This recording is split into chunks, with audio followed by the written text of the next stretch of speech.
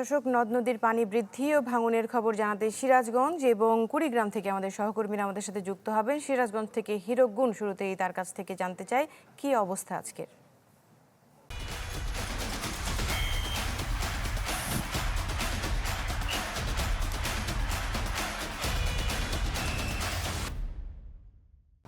আসলে বৃষ্টিপাত এবং উজান থেকে নেমে আসা পাহাড়ি ঢলের পানিতে কিন্তু সিরাজগঞ্জের যমুনা নদীর পানি বৃদ্ধি পাচ্ছে। গত এক সপ্তাহ ধরে সিরাজগঞ্জ পয়েন্টে পানি বাড়ছে। গত 24 ঘন্টায় কিন্তু সিরাজগঞ্জ পয়েন্টে পানি বেড়েছে। সিরাজগঞ্জ হাট পয়েন্ট এলাকায় 12 সেন্টিমিটার এবং কাজীপুর পয়েন্টে কিন্তু পানি বেড়েছে 14 সেন্টিমিটার। এদিকে পানি বাড়ার সাথে সাথে কিন্তু সিরাজগঞ্জ সদর এবং চৌহালি উপজেলায় কিন্তু নদী ভাঙন শুরু হয়েছে। বিশেষ করে গত শনিবার কিন্তু সিরাজগঞ্জ সদর উপজেলার যেটি বাহুকা গ্রামে সেখানে পানির প্রবল স্রোতে নদীর ডানটি রক্ষা বাঁধের প্রায় 30 মিটার এলাকা কিন্তু নদীগর্ভে বিলীন হয়ে যায়। এরপরে পানি উন্নয়ন বোর্ডের পক্ষ থেকে বালিভর্তি জিও ব্যাগ এবং জিওটেক নিক্ষেপ করে ভাঙনটি রোধ করেছে। তবে দেখতে পাচ্ছেন যে পানি কিন্তু প্রতিদিনই বাড়ছে, যে কারণে যমুনা নদীতে কিন্তু যে স্রোত সেটি কিন্তু শুরু হয়েছে এবং পানি উন্নয়ন বোর্ড যেটি বলছে যে যমুনা নদীর পানি কিন্তু আরো 3 থেকে 4 দিন বাড়তে পারে এমন কথা বলেছে। তবে বড় ধরনের বন্যার কোনো আশঙ্কা এখনো পর্যন্ত নেই, একথা কিন্তু পানি উন্নয়ন বোর্ডের পক্ষ থেকে বলা হয়েছে।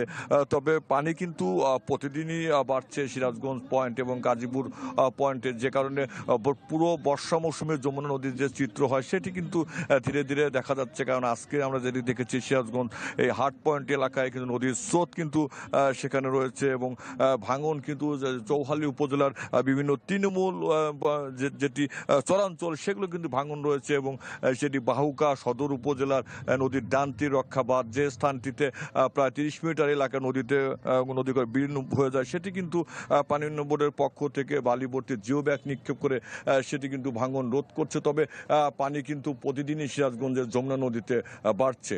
দৃষ্টি। হীরক গুণ, ধন্যবাদ আপনাকে আমাদের সাথে যুক্ত হওয়ার জন্য। আমরা একটু কুড়িগ্রামে গোলাম মাওলা সিরাজ আছে, তার সাথে একটু কথা বলতে চাই। সিরাজ, কুড়িগ্রামের কি অবস্থা? দৃষ্টি, আমরা সারাদিন যেটা বলছিলাম যে নদ নদীর পানি আসলে স্থিতিশীল রয়েছে। এর মধ্যে ব্রহ্মপুত্রের পানি সারাদিনে 2 সেন্টিমিটার বেড়েছে, আর বাকি যে 3টি বড় নদ নদী রয়েছে তাদের কিন্তু আসলে পানি আগের মতো রয়েছে। আমি যদি আপনাকে দেখাই, মূলত এখন সবচেয়ে বড় যে ব্যাপারটি সেটি হচ্ছে ভাঙন। আমি সকাল থেকে ছিলাম বামনডাঙ্গা ইউনিয়নের যে গোয়ালটারিতে, তার পাশের আরেকটা গ্রামে আমি এসেছি। এটি হচ্ছে যে দক্ষিণ কুটির চর। তো এইখানে এসেও আমি যেটা দেখলাম, এখানে আসলে আসার সময় অনেক লোকজনের সঙ্গেই কথা হচ্ছে আমার। অনেক লোকজন এখানে নদীর পাড়ে অপেক্ষা করছে। তাদের সঙ্গে কথা হলো। তারা যেটা বলছে, এই যে গত কয়েকদিন ধরে যে হচ্ছে নদীর পানি বাড়া কমার ফলে এই যে জায়গাটায় আমি দাঁড়িয়েছি এখানে কয়েক হেক্টর জমির ফসল কিন্তু নদীতে পড়েছে, তারা যেটা বলছে, এবং বেশ কয়েকটি বাড়িও কিন্তু আসলে নদীতে পড়ে গেছে। তারা যেটা বলছে যে স্থানীয় লোকজন কিন্তু এই বিষয়টা নিয়ে একাধিকবার স্থানীয় জনপ্রতিনিধি সহ পানি উন্নয়ন বোর্ডের সঙ্গে তারা কথা বলেছে, কিন্তু এখন পর্যন্ত এটিতে আসলে সেভাবে ভাঙন রোধে কোনো কাজ শুরু করেনি। তবে এখানকার লোকজন যেটা বলছে যে যদি অতি দ্রুত এই ভাঙন রক্ষার জন্য কোনো ব্যবস্থা না নেওয়া হয়, তাহলে কিন্তু আবার যে সামনে একটা বন্যার সংখ্যা বলা হচ্ছে বা পানি বাড়ার যে খবরটি দিয়েছে স্থানীয় পানি উন্নয়ন বোর্ড, তাহলে আরো বেশ কয়েকটি বাড়ি ঝুঁকির মুখে রয়েছে।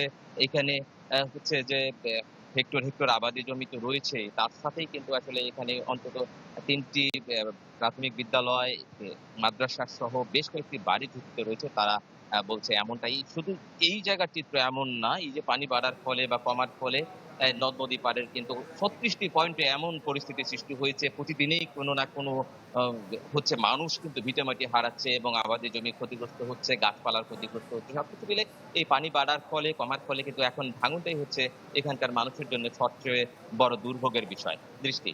জি, গোলাম মাওলা সিরাজ, আপনাকে ধন্যবাদ আমাদের সাথে যুক্ত হওয়ার জন্য।